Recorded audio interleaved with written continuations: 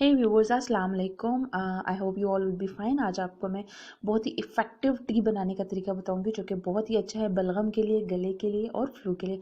इसके लिए मैंने 2.5 कप पानी लिया है और ब्लैक सीड यानी कि कलौंजी ली है। और अगर आपको कोई स्वीटनर यूज़ करना है तो वो आपके टेस्ट पर डिपेंड करता है। मैं तो कोई स्वीटनर ऐड नहीं करती।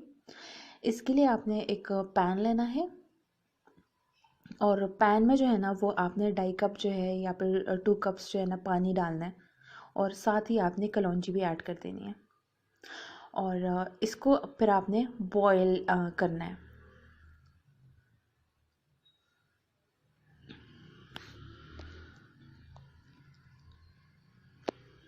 इसको आपने तब तक बॉईल करना है कि ये हाफ़ रह जाए, मतलब आपने नेक्स्ट 5 मिनट्स तक इसको बॉईल करना है और जिसमें ये हाफ़ रह जाएगा देन आप इसको निकाल लें या फिर स्ट्रेन कर लें या फिर आप ऐसे ही कलौंजी के साथ ले लें चाय।